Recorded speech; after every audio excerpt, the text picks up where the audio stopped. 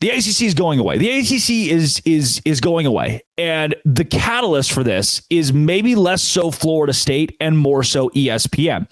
This is, again, the Big 12 is in a position of leverage here. We can have this conversation because the Big 12 is strong as it's been in the last decade with its new additions. And it also looks strong in the near future. Like with the Big 12 has more teams ranked in ESPN's way too early college football top 25 than the Big 10. So not only do things look strong from like a brand standpoint and the conference has a cohesion, but the teams are also good right now. You go to the ACC and things aren't happening quite like that. And maybe even more so, they are falling apart because ESPN doesn't exactly want the product the way that the way these schools were led to believe they did. Remember when we talked about a couple of months back? And by the way, I love the Locked On ACC guys. Like I love Kenton Gibbs.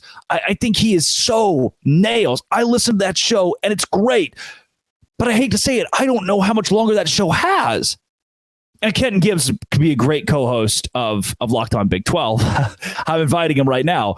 But the reason why is the grant of rights, in essence, was allegedly, I'm going to cover my own legal basis, fraudulent. And that's what Florida State has kind of made the key of as they take this thing to court is, hey, we were under the impression that into the mid-2030s that we had a contract with the ESPN. And that's kind of what the ACC gave to these schools. Like, yeah, we'll figure out the ESPN contract. We'll renegotiate when we need to, whatever. And instead, it turns out that ESPN's contract with the ACC is going away a lot sooner than the ACC wanted its schools to know. This is from Greg Swain.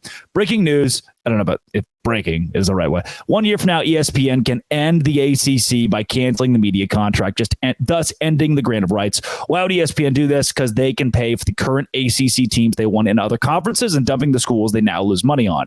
That's what this is. When we talk about it being a money game, and how the Big 12 now has leverage because ESPN's going to make money off the Big 12. And it's even enough across the board. There's not really that one Big 12 team that ESPN says, oh, this is such an outlier, we got to let them go.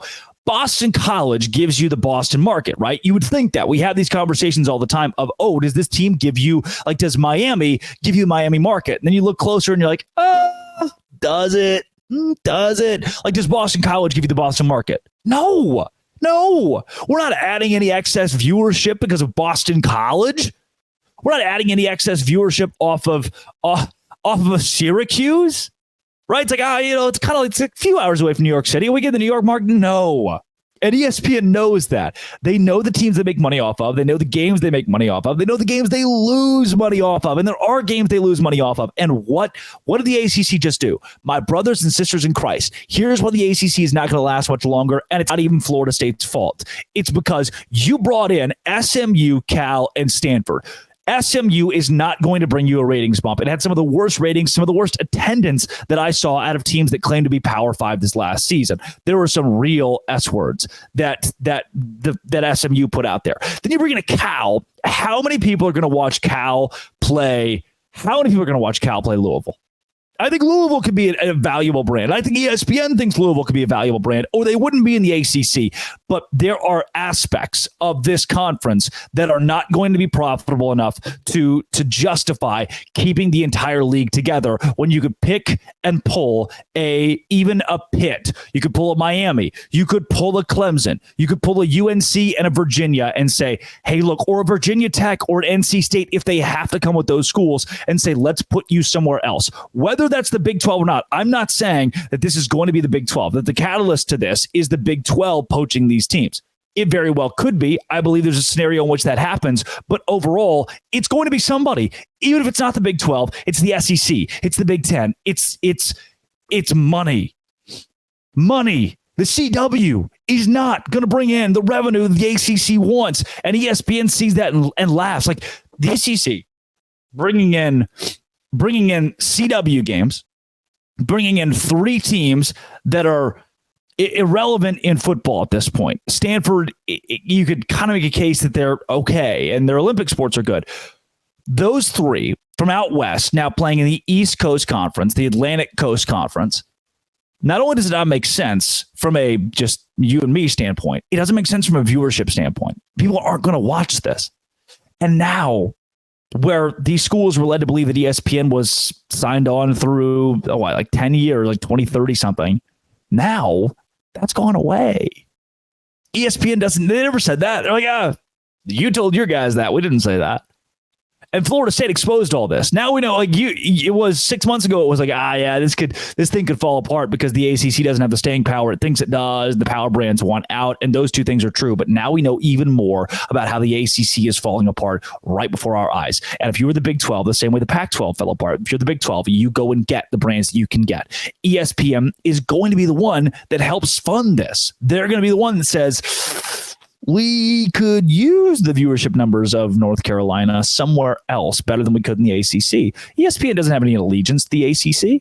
Honestly, I bet they're not very happy with them because the leadership of that conference effectively lied to its teams, allegedly, about ESPN's contract and how it signed on with the conference.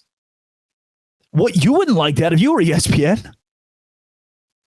In essence, I think what's happening with the ACC is going to be more dramatic than what happened with the Pac-12 because the legal situation is going to be so heavy up front, and you're going to see not just a mass exodus, but the death of 4 to 6 of these sports programs. Death as in the same treatment that Washington State and Oregon State are getting right now. That's inevitable. It's going to happen. SMU is going to be one of them. You burned your bridges and jumped onto the Titanic.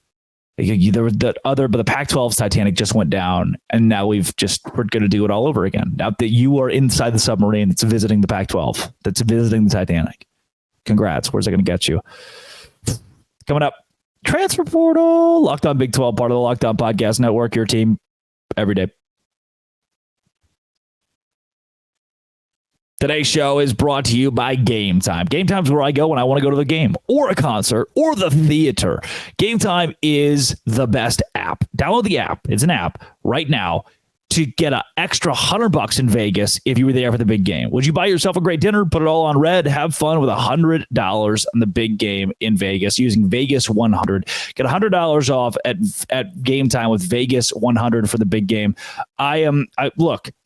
Take the guesswork out of buying tickets with Game Time. Right now, all Game Time users get $100 off a big game ticket with code Vegas100. Get a big game ticket, $100 off with code Vegas100. Zone deals, flash deals, the view from your seat, all that jazz. Terms apply. Download the Game Time app. Use code Vegas100 for $100 off a big game ticket, or use code Locked On for $20 off your first purchase. Download Game Time today. Last minute tickets, lowest prices guaranteed. That is all at Game Time.